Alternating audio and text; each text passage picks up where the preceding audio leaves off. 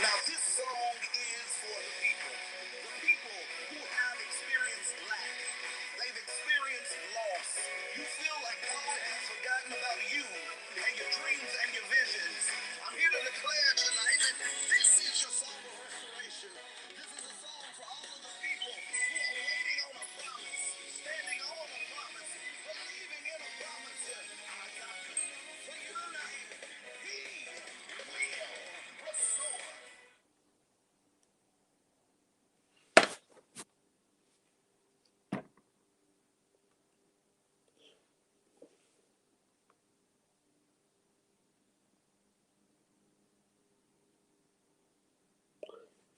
Hey everybody, it's Byron. So, well, this is what I need you to do. I need you to go online, share this link, like it, spread the word, invite some people. We're talking about social justice ministry, but in relation to current events. There has been a lot going on over the last few days, and we have a lot to talk about. And I brought on two of my most amazing singers. They are all amazing, but two of them are great. All right. Um, don't let any other of them hear that. But we're going to talk about the current events. So I want to invite you on, and we're about to have some really great commentary. So we're talking about our new single that's coming out. It's called "God Is Justice," coming out September 4th. If you didn't know, now you know. Glory, glory. It's up there. Bow, you see it. All right. You see the beloved Jermaine Johnson and myself fighting for social justice. All right. All right. So we're talking today about current events and all of the things that are going on in the world around us. And there is so much to talk about. So much to talk about. And I have two of my favorites. Um, they're all my favorites, but don't tell nobody. All right. I have Cameron. Say hey, Cameron. Hey y'all. And I have Pastor Maddie Moss Clark. She's here. No, I have Kellee Halford. All right. Say hi, Kellee. Hey everybody. All right. All right. So, in recent events, we have the first nominee in a long time to be just as controversial as the 2008 elections. If y'all remember 2008, we had the first well, it wasn't the first, but the one of the more official vice presidents actually being a lady. And this year, we see Kamala Harris um, in the running to be um, the first female vice president of the United States. We also saw this week, last week, we saw riots in Chicago, so much so that the mayor had to let up the bridge so that they couldn't get across the water. I think those people were so mad they might have swam, but that's all right. Um, we see Diamond and Silk. We see the currently, even as we're talking right now, you see the silent no longer movement, where many women are talking about their abuse on the police force down at Tennessee's Capitol. All right, and also we see the shooting of Canaan, and also the media's response to that, and even the different conservative and liberal views that have arisen over the last few months. And what better way to talk about it than through the eyes of the kingdom. God is justice. Actually, I have one of the writers of God is Justice sitting on here. Cam and I sat down and wrote this in the middle of church. Don't tell the pastor. But we wrote it in the middle of church. They were talking about Isaiah 61, and it says, God loves justice and hates wrongdoing. And it's a great conversation to have because you didn't hear many songs talking about that in the gospel industry. We didn't really hear it in church growing up until Black History Month. So we wanted to take that moment and make social justice a part of our Kingdom platform.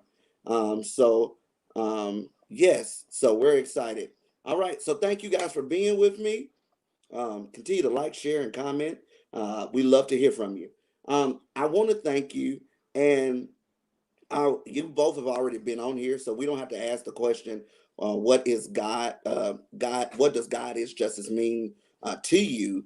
We get to talk about it more in depth. And so last week, I got to meet with the powerful women of God. And they got to really give some deep inspiration about what it means to practice justice even to our sisters, and what it means to fight for our sisters. And we're still waiting on them to prosecute the men that killed Breonna Taylor, but um, we know God is justice, and he will prevail. All right. Last week um, in Chicago, there was a riot, and it was really amazing. It was one of those riots that happened very quickly, and it was really because of the media. Um, because a 20-year-old was shot last week. And because the governor actually came up with a law to get rid of body cams. Huh. Because there is no footage, there was a declaration that the young man did not have a gun. Many of the witnesses say there was no gun. Um, we don't know if there was one or not. But the mere fact that there's a young man dead, people are upset and angry.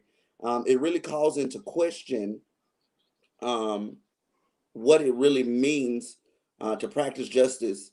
And has justice been practiced? This young man was shot. We don't even know his name at this point. Um, and the city went up into an uproar to the point where several sergeants in the police force, both black and white, quit. The mayor was frustrated. She lit up the bridges so people who need to get to work couldn't get to work. Um, and now we have another situation where rioters are being interpreted as the ones that are protesting. So I just need you guys' commentary on that to help me unpack this and what this could possibly mean um, in this fight for justice. Whoever wants to go first. Ladies first.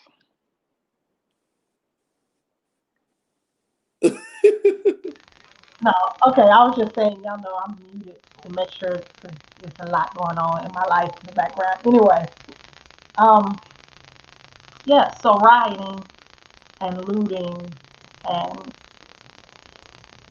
the entire cycle that happens every time there's an act of violence by the state against black bodies. Um, and if you look at the cycle of history, especially American history, the United States, this is pretty much what happens every summer. And the longer it goes unanswered um, with legislation and real, actual substantive change, the longer these cycles last in history. So so much so that even with 2 months ago, that set of riots, we constantly have to put up the same things. The statements that James Baldwin has made in the past, the statements that Dr. King made about writing being the language of the unheard, and why wouldn't you expect Hmm. that that sort of visceral response from a community that is constantly every time it's basically placed in a cage, and then every time something happens, you make the cage smaller and smaller and smaller. And then on top of it, normally what's happening in the communities, the buildings that are being looted aren't even owned by the people that actually live in the communities anyway. So you have those things Mm-hmm. going on. What we saw with the last cycle of riots 2 months ago between June and July, a lot of the rioting, the majority of the rioting isn't even actually by the actual protesters. It's thoroughly organized, and they have ways of, sort of disseminating information. It's like organizing a flash mob. So we're all going to show up at the protest, and at the right moment, you'll know what the signal is because you all have already discussed it in your flash mob type thing, and boom, there's rioting. However, one of the things that I actually said, during Mm-hmm. the riots, especially when we had some in Tennessee during protests, I was explaining to my son, and yeah, Leah, we've seen that, by the way. I was explaining to my son that um, you can't expect for someone to constantly be okay with pressure being placed on them. You can't just keep shaking up. It's like, a bottle of 7 Up. You can't shake a bottle of 7 Up or Coke or whatever. You can't shake it and then expect for it to not eventually explode, even with the top on it. Even when it's trying to keep itself, it's enclosed, doing exactly what it's supposed to do. It's liquid in a bottle, waiting to actually be opened and to quench thirst. Yeah. But dropped it and thrown it and kicked it and shaked it and everything. So now that it bursts open, it's the liquid's fault. It's the soda's fault that it exploded. It's not your Whoa. fault. Okay, how's that happen? If you look at that sort of analogy, you can say, hey, yeah, this right here, that's a ticking time bomb that you created the bomb, you um, lit the fuse, put it out, cut the fuse back, shorten the fuse, and then lit it again. And you expect for that stick of dynamite, that bomb to never explode. Wow. That's one of those things. You always have to look at this cycle, and this cycle is the people, 9 times out of 10, well, actually, I'll even step out there. 10 times out of 10, the people gather and they protest peacefully, peaceably where they are. And more often than not, it is what the police do or what certain politicians do that actually create the violent situations. You get the response that you asked for because you decided that you wanted, you kept wanting to, you wanted to test this bear. So the bear said, okay, eventually I'm going to show you I'm a bear. Right. And we know here the best way to show this system what we can do or what can be done to it is damage, economic damage. When you hurt a pocket, when you hurt a wallet, when you hurt a bank account, you hurt America, and you hurt America where it hurts most, and that's wealth.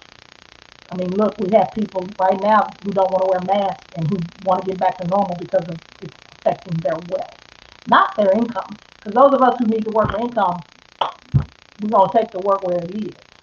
And I And like what you're saying right there because I think it's been a a extreme uh a extreme hurdle that I think um we are facing. I mean, it's extreme hurdle. It's a bigger problem that's kind of arisen because there has been, I mean, you even see the law saying that they don't want people to protest, and because they don't want people to protest, they're coming up with laws to try to prohibit the protesters.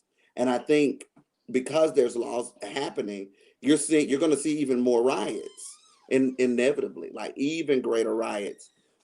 Cam, what's something that you were thinking about it?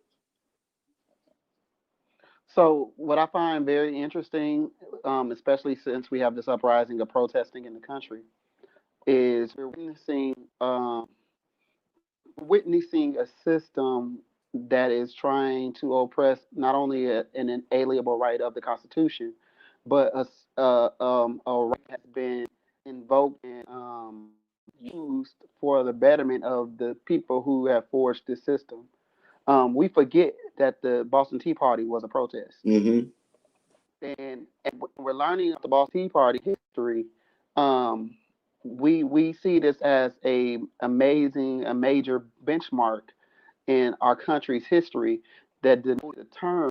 of an idealism for people of being oppressed to a people being empowered.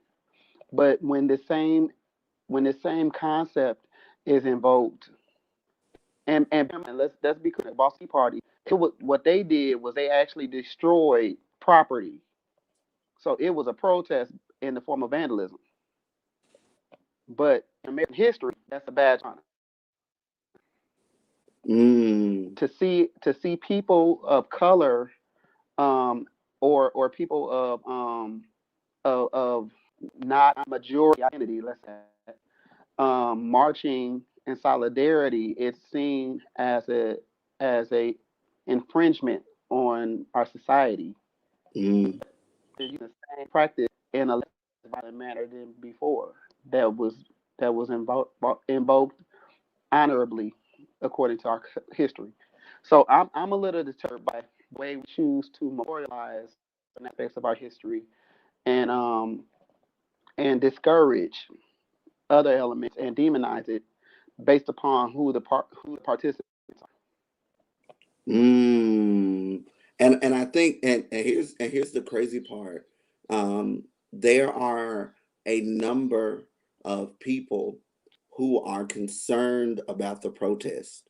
Even in some of my conversations, there are people who are saying that they would rather people let things be the way they are. And I think that's the counter narrative to actually invoking change.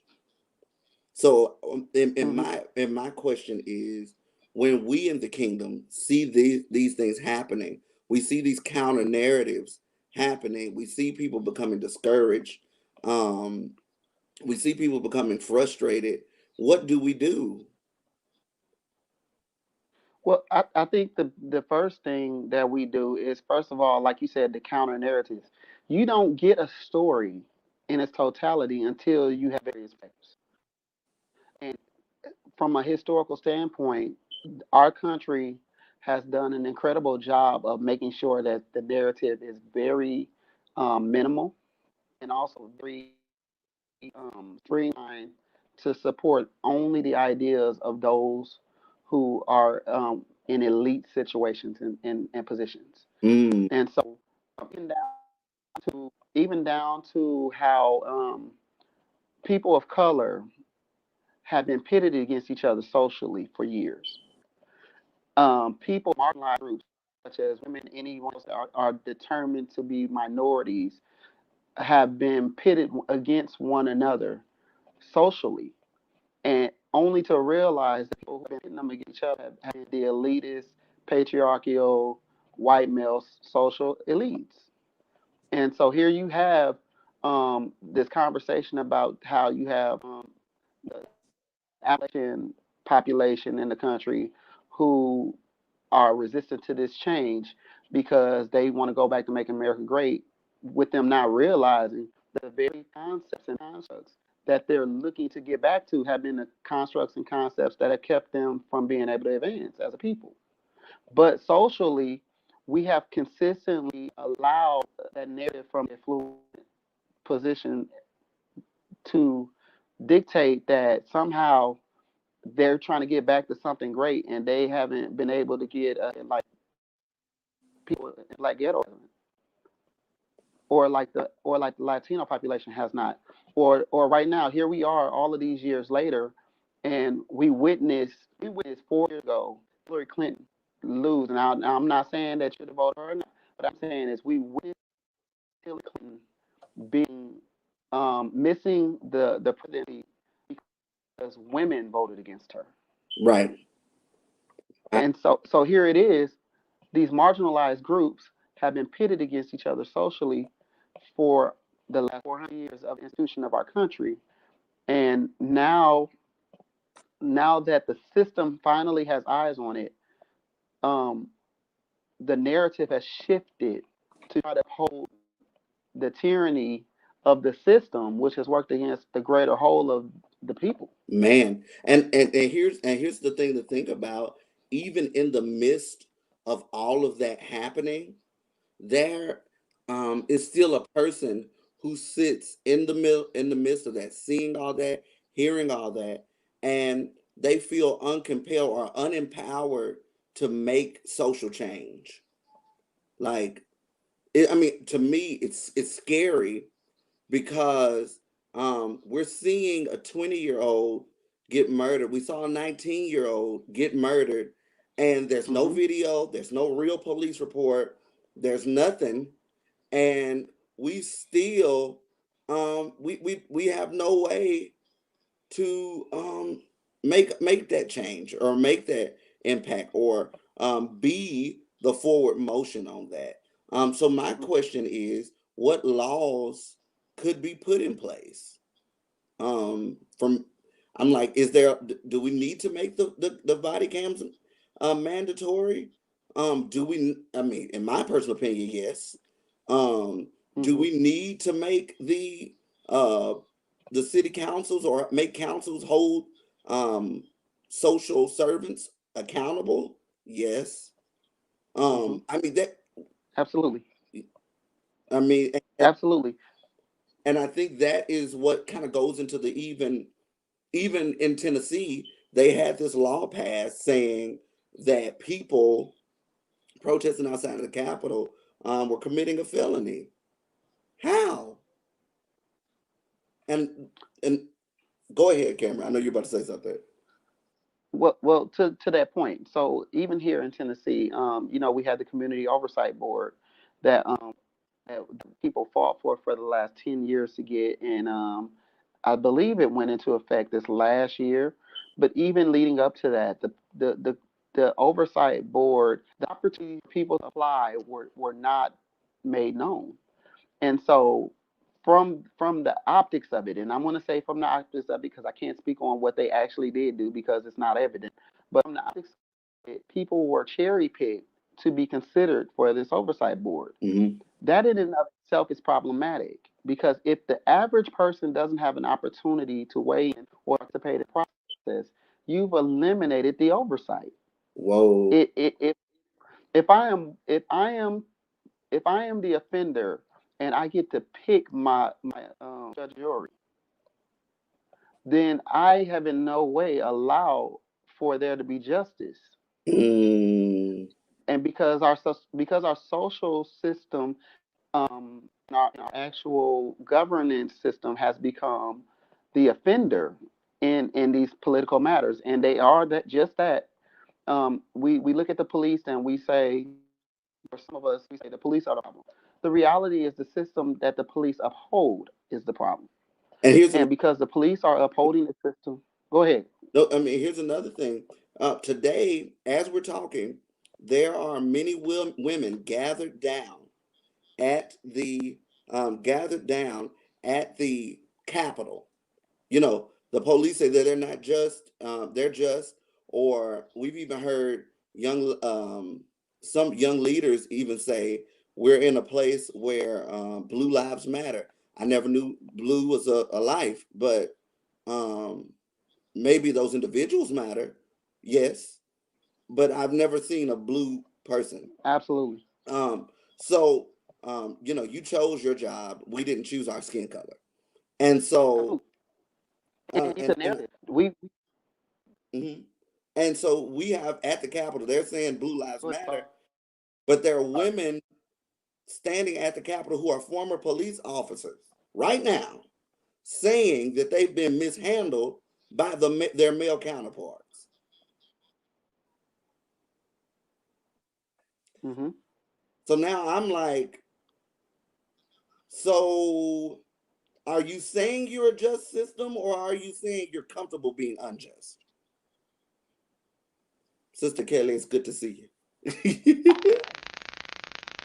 Good to see y'all too.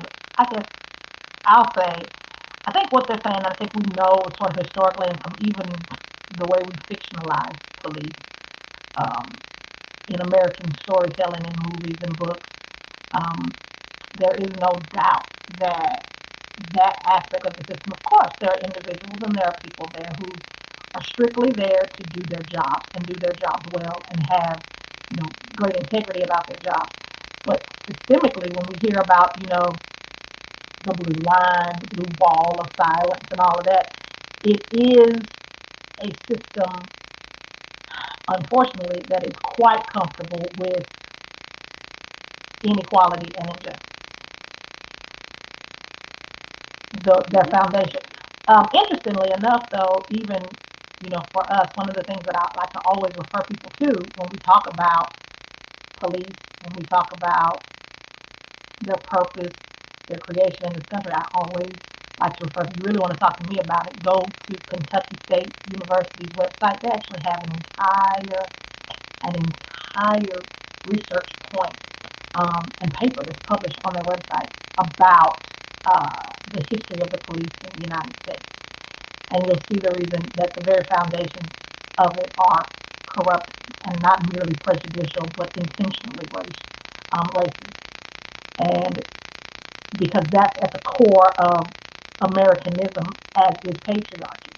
So imagine, being a woman. Of course, we know that many of them are Caucasian that are down there protesting, but some of them, I'm sure, are women of color, but especially black women. Being a black woman police officer who's down there protesting, or who wants to be able to protest, or who feels torn about having to protest because, yes, I matter and my safety matters as an officer. See, Cam and I have the same issues. It's not us. um, anyway, but I matter as a human being. And that it goes back to my point last week. Can you not see me as an equal human being? And that my life matters and my safety matters. But that even when I'm in uniform, um, whether I'm in uniform or not, there's human dignity that should be given to me.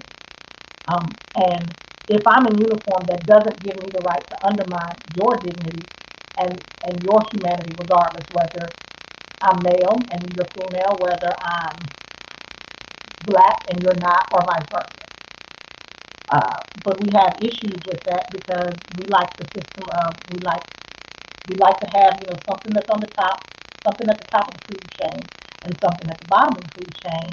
And unfortunately, we know what America actually historically likes at the top of the food chain, and it's not women, and it's not anything that's not white, and it's definitely not um, anything that looks like any of us that's sitting here having this conversation right now.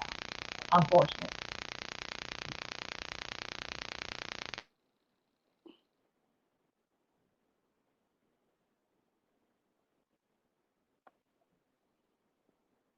Byron, I don't have your audio. They're saying silent no longer, and silent no longer. If the mere fact that they have to say that they are no longer silent means that there was a time where they previously felt that they had to be silent. Absolutely. And it kind of goes back into our next topic, with having the first well the first woman of color run for vice president, and this is the third go round um, for a woman vice president. All right, third go round, and there are still men. There are still men and women who do not believe that um, women have a place in leadership. Even in our churches, there's still churches who do not believe women can lead, even though they run the books, they count the money, um, they do all of these They teach the things, and you're classes. like, I mean, like I saw one man say who grew up in a single mother home, who she was able to run the home, even work as a nurse, do a ton of other things, say that women don't have the ability to lead. And I'm like, how? Your mother did,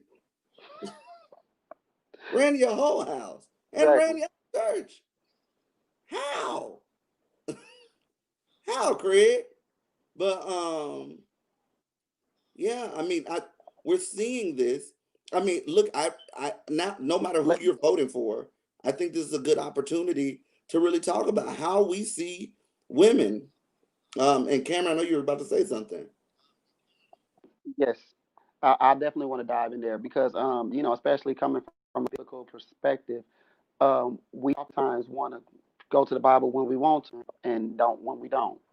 And we always address the men in the Bible who led, but we forget that there was a whole dispensation of judges where Deborah was the chief judge, chief, not just any judge. She was a chief judge.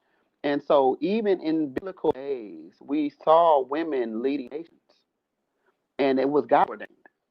And so for us to disregard that God not only allowed it, but actually anointed Deborah to be the judge of the children of Israel. And it's all 12 tribes, y'all. To disregard that and forget as if that was not a thing says something to how we as people, especially those who profess they are Christian and Bible believers, it speaks volume to how we don't truly believe what God has done already for what we think that He should do. Mm. And so we allow ourselves to fall into these boxes, even down to with the colorism and ethnicity. We forget that though Moses was deliverer of the children of Israel, his father-in-law Jethro was an African, and God sent him to Jethro to learn a certain way. Wow. And so it was, and as he even did that, he took Jethro's people along with them as they liberated the children of Israel. Yeah. And so we dismiss all of these little nuances of how God has done this thing in the past to kind of uphold this idealism that somehow leaves people of color and women off of the table when God used them to establish the very fundamental tenets and principles and leaders that we uphold and celebrate daily. Wow. And that's, and when you say that, you're saying that there is a biblical context for a woman being in leadership. As a matter, go ahead, Kelly. Absolutely. There's more than one. Uh-huh. Because even before we get to Deborah, we have, even though it's not so highly centralized, the first actual prophet that we have for Israel post deliverance. You had we always talk. We love talking about Moses and Aaron. And Aaron Aaron, was, yep, then yep, Moses was the Miriam, yes, leader, ma'am. but Miriam, their older sister, was the prophet for the nation. So whenever they needed to hear the word of the Lord, or whenever Moses needed to be checked, it was Miriam's task to handle that. And so you see a little blurb the way they say she was a prophetess, but that little blurb matters way more than people even realize because prophets check each other. So if Moses is the one that's receiving prophetic instruction, who's actually receiving spiritual prophetic instruction? Because what Aaron was getting was ritual instruction. So there were three of them, and they each had a task. And Moses gave law, but Miriam provided the spiritual wisdom, and it was Aaron's job to handle the ritual task.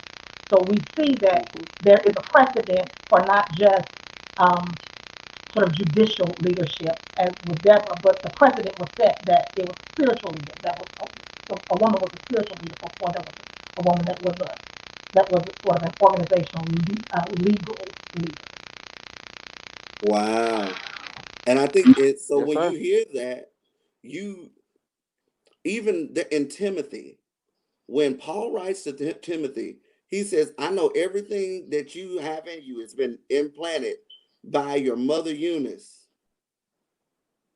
and your Mm. grandmother. And I'm like, whoa, hey, that means that there was a ministry there prior, once Paul got there, that was in place, that was helped ran by a woman. But in the same book, they try to silence. Now, I could go into the theological premise of why that really actually happened. There's actually a study that has proven that that part was deleted. That actually broke off from the Bible, and they had to add something. And many people believe that was added, but I'm not going to go there today. I think even in this, we see a disregard. I think even with the grilling of the VP candidate for the Democratic Party, I even go back to Sarah Palin. The judgment on Sarah Palin back in 2008 was so harsh. Before she even opened her mouth, she didn't even say nothing yet. But then she did. God bless. Then she did, and well, God bless her. God bless her. God bless her. She saw Russia from her house, and I mean, but before she But even opened her mouth, there was already a problem. So then we get but to but Kamala. but but hold on, before you even get to Kamala, this was the thing that I found disrespectful. Not only was Sarah Palin run down like a dog in the streets, Pike opening her mouth. When she opened her mouth, and the white patriarchy saw that she actually upheld them, they celebrated her, and she became very popular amongst white men. And so the notion that she somehow upheld the system and was cute enough made her popular amongst her white counterpart in her party. That's disrespectful. Mm. And I and to say that you're seeing this happen where the so when Kamala comes about and it's announced, I she ain't really black. I can't wait till we get a real black person. I can't da da da da da da da da. And I was like, have you heard? None of you that are coming now. Those of you that know, congratulations to you. 98% of the people who were posting negative comments have not read through one policy. Hmm. She was a prosecutor. So what? So was half of the people y'all voted for in the past. Absolutely. Bill Clinton was all the way a lawyer. I mean, some And of the things that we agree with. Did you say that because you really cared about her being a lawyer or a prosecutor, or are you saying that because society has groomed you to see women as inferior? I mean, look at how we judge women's appearances. We'll not listen to a song that someone sings because we don't like the dress they have on.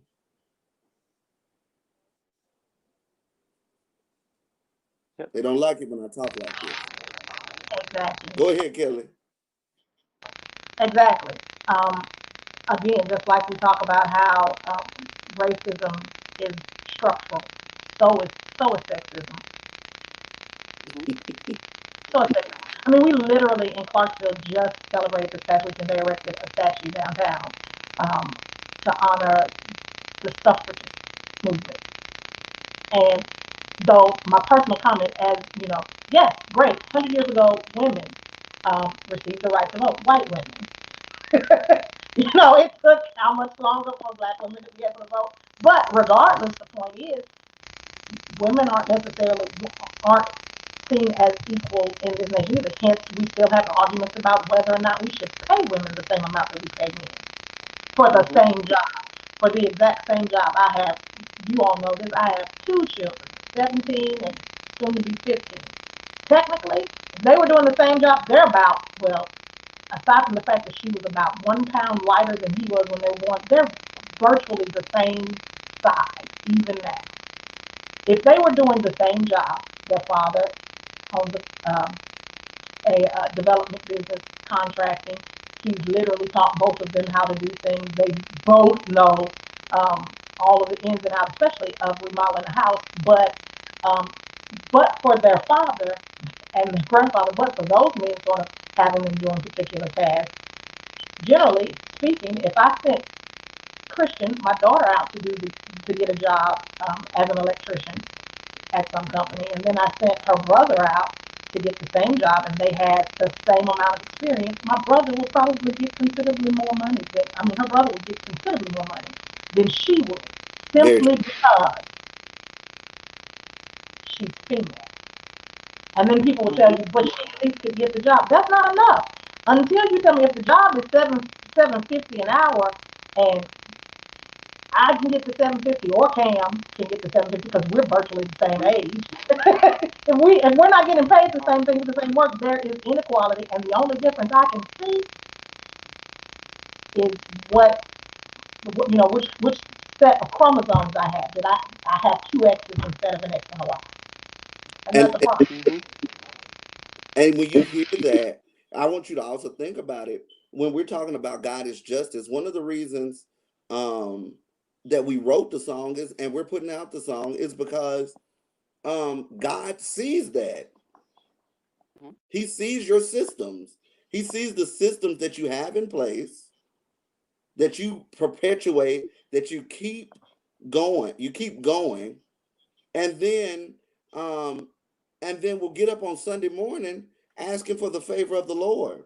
Could it be some of our systems don't have the favor that God wants to give them, largely due to the fact of the things that we perpetuate? Well, let's also put our systems into context as well, because even when you come in, going back to the Bible, as those like to do, understand that there was a time when the reason why women would have paid less was because the understanding was that she was actually working at home. The husband was the primary and singular breadwinner, and so Right. the husband supposedly gaining more money to be home to take care of the greater whole. Well, when you have in a society where there are not as many men are espoused, as well as there are many women who are single parenting, that no longer applies. That's not applicable anymore. So expectation that somehow the man is supposed to bring home a boatload of money to take care of the family when the man ain't necessarily, and this is not men of color, this is men in general. The man is not necessarily married and living in at home with the wife. That's not even the same situation. And so you have a system, and even going back to the biblical days, the father-in-law will give a dowry. So really, when man married a wife, he married into the money. Yeah. He didn't bring the money in; he married into the money, and it was his job to establish an opportunity situation to uphold and maintain that which he married into. And so, taking that into context and into consideration, that changes the Right. whole dynamic of we're looking at this from using the biblical premise to what we're trying to say today. Saying a woman's place is at home with the family. Well, that would be applicable in the biblical day when the husband actually got married into a family to work in of her father. Yeah, that makes sense. But that's not what we do no more. That's not how it works anymore. And so that does not throw away the biblical concept.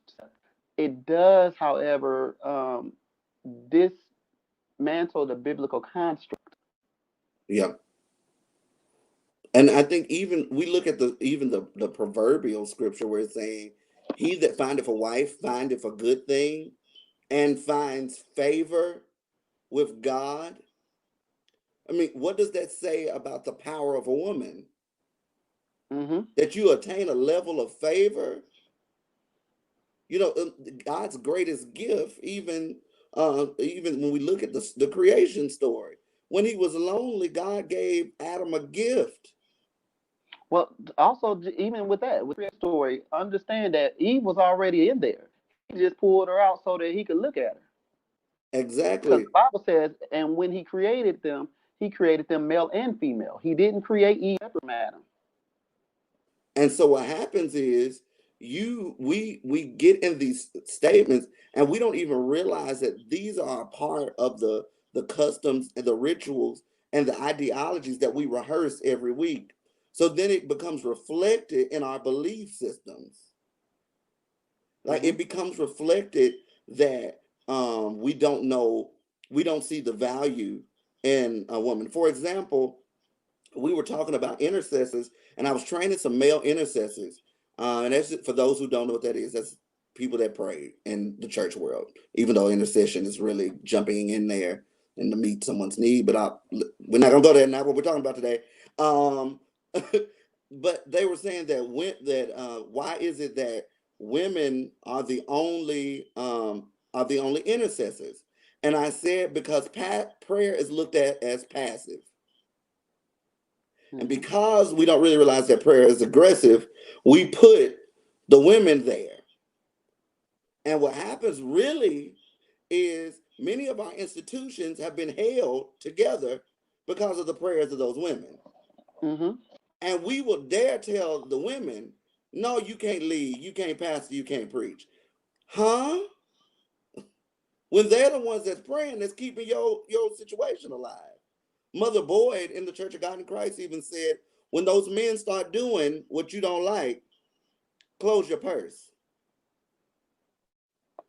and they'll change. And I'm like, whoa. So that means they're not only funding, they're praying, and you telling them to sit down.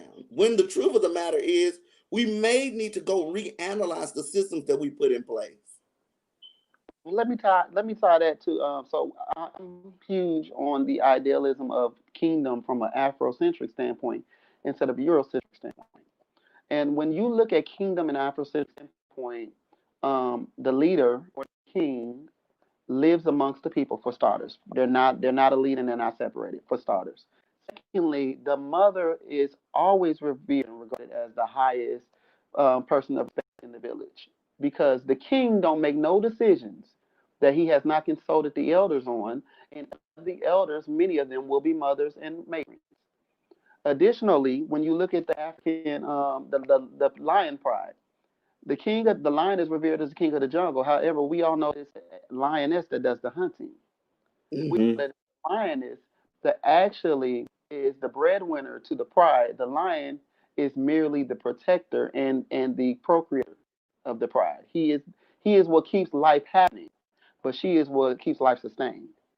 And so the whole Mm-hmm. Afrocentric concept of what kingdom looks like really aligns a lot more to what we actually read in the word over and above our Eurocentric concept, which is king sits in the throne room away from the people, above the people, and the people serve him.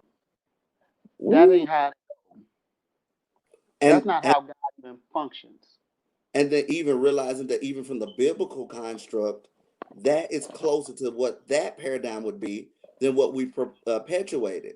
So then when we say God is justice, and I say something like that to you, you associate it to just George Floyd, but you neglect Breonna Taylor. Hmm. Or we have the second situation, and this one is a loaded one, so I put it at the end. That precious child, Cannon, Hmm. who Hennon, who was murdered in North Carolina, and what disturbs me is one that we have people in the world who are so mentally disturbed or ill or not well, that they are running around killing children Hmm. in the open. One. Two, the media, the conservative media, use this as a way to combat black people who've lost their lives. Like, and then accuse African Americans of not caring about life when they've just exploited a murder of a child. Hmm. And that's not just unjust for that child, that's unjust because he got justice for Absolutely. his murder. And you Absolutely. perpetuated his murder. This little bitty child who was innocent, you perpetuated his murder as a way to promote your agenda, which Absolutely. I then deem unjust. 100% agreed. And to add to that, like you said, justice served as the person who was the aggressor of this crime was arrested. Additionally, he's going to be arrested and charged, and it's done expediently. And so, like you said, we are Breonna Taylor is still not receiving any form of justice in her situation regarding any of those people, and her boyfriend was put in jail behind it. That's not even talking about the injustice that was done to that young man as a result of what was done unto him. And it's not to take away from that young man's life because that should never happen. Um, that gentleman that shot that baby in jail where he belongs. Exactly. But the problem becomes when you highlight the situation like this, and then we still got to talk about the fact that Zimmerman is still out on the streets with a gun license. Yeah. And so police brutality is one thing, but when we talk about injustice amongst just regular social society of people to people, George Zimmerman is much more akin situation to this situation with this young man. And we disregard the way that not only was George Zimmerman protected by Stand Your Ground, um, but he was held as if he had done something good. Or They even took that Ice, story. Go ahead. or even Tamir Ice. Hmm. People are, well, he pointed a gun, and I said, well, first of all, you got to realize they were at a park. So how do you tell? So you're telling me black children can't go to parks and play with water guns?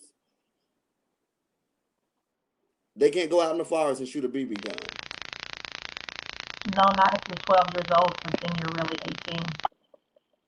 Well, I mean, and I'm gonna hijack your story, but I don't know if y'all saw it. There was just a young man in Florida, Key West, Florida, who punched his teacher, was arrested, booked, fingerprinted, and they did a DNA swab on the man at 8 years old.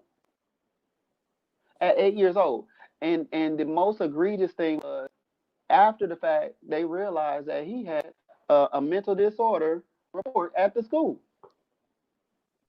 And as somebody who And worked in school system, that is so common.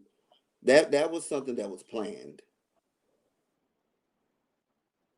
well, from what I read, the story said that the cop told him that he made a mistake and he was going to teach him a lesson. He would never make this mistake again.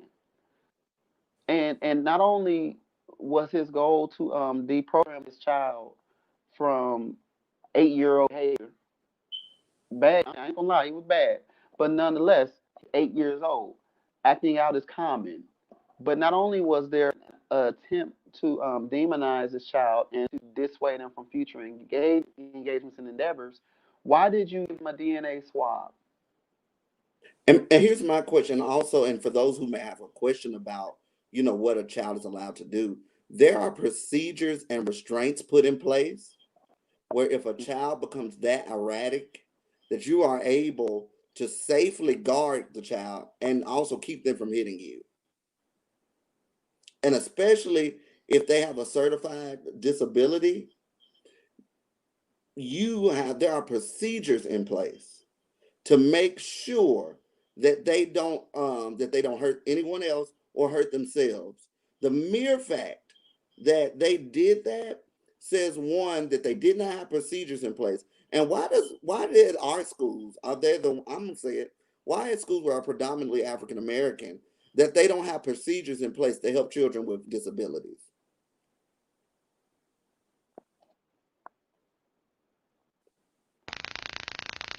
Okay. I'll say it from this perspective. That I used to work in the school system too, was a sub. Um, they don't want to, Yeah. because there were at least two schools when I was subbing that I made it a purpose to I chose within myself, I'm going to, as much as I can and as much as I'm able, uh, I'm going to specifically serve these schools.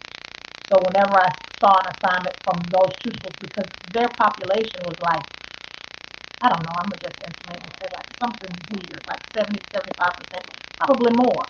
Um, Mostly black and brown children. Pretty much every child was on, 504 IEP, something had some sort of emotional, behavioral issue.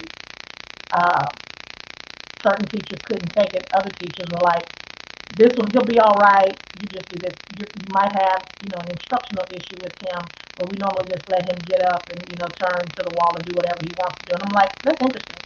So I'm going to be here for a week. Let me see what happens. For a week, this child that you told me, y'all just really let do whatever, Right. uh, Hmm. he did every single assignment I asked him to do. Every So time. maybe it's not that he won't do or can't do. Maybe it's that you don't know how to actually listen to him, hear his needs, watch what's going on, and adjust what needs to be done for him, especially when you're in a school and it's 70% of them need this kind of stuff. And I think that's something to add to just the mere fact that many of our children are being disserviced. And I'm going to give you a really serious reality. When I first started, I love working in special needs. As a matter of fact, if this music stuff don't work out, I'm gonna go back. But like many of those children who don't get the services that they need wind up becoming your future people who are homeless on the street. Mm-hmm. Many of these young people who can't read effectively, I went to TSU, and the rate at the deficiency in reading and math that many of the students faced was terrible. And it wasn't their fault. It was the school systems from which they came from. Mm-hmm. So you're telling me had there not even been an HBCU in place, there wouldn't have been any, they wouldn't have been able to go to college. Mm-hmm. And so there are systems in place where if we're not careful and we don't start speaking out now, we're going to keep seeing these headlines. I mean, and I'm not just talking about just the one. We even had Diamond and Silk come out and say this week that they've experienced systematic racism. If Diamond and Silk, who are all the way on the right wing, have come out and said if they're experiencing racism, this is not a makeup thing. This is not the media. This is a reality. I'm And just so glad that Diamond and Silk finally acknowledged their reality because just 4 years ago they said they had never. And I'm a little disturbed. And again, I'm not discounting their experience. However, I want to say, but for the people, we as a people have to be mindful of what we say because when you say that you have not experienced it, however you benefiting on the front end, then on the back end, when it's time to tell the truth, it's hard for people to receive that. it becomes And comedy. yeah, for lack All of a right. better term, yes. Well, it's that time again. In the words of the Walt Disney classic, now it's time to say goodbye to all our company. BYRONHARVEY. I'm playing. Spelling. I'm just, but no, And guys, I K thank you. M. If you just logged in, you can go back and watch. It's going to be up, and you should go back and look at the previous episodes. This is episode number 6, and so I'm excited about what we're doing here. God is Justice comes out September 4th. Where's my flyer at? Somebody get my flyer. Where that? Well, So why in here. flyer? Can I leave one thought? Yes. Going back to the Christian perspective of justice and God, a lot of the biblical context that we talk about when we're talking about the injustice done to the children of Israel, we must remember that the aggressors did not believe. How does that look when 90% of the people who are arguing that there's injustice in the earth, 100% of the people that's arguing that there's injustice in the earth, and almost 100% of the people saying that there's not are both claim to be believers. What does that look like? If I am the child of God and you are the child of God, and I say that I am justly treated, and I say that there is a situation, and I'm believing my God to fix it, and you're praying that God don't. All right. How do we remedy that? Well, next week on our next episode, we'll talk about the remedy to that.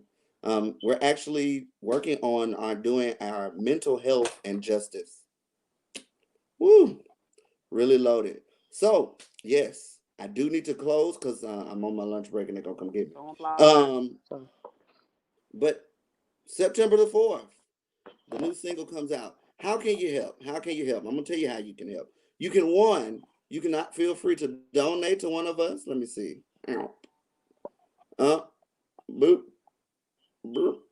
All right, you can donate to either one. All right, it's the same name each time. One has a cash sign, the other one doesn't. All right. Um, and or you can share the flyer, or if you have a woke shirt, feel free to comment and say God is justice, hashtag God is justice.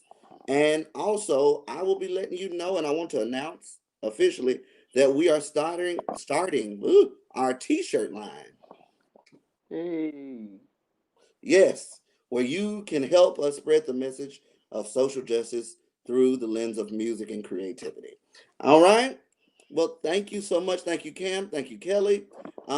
You can share this. Make sure you tune in next week at the same time, at the same place on your phone. All right.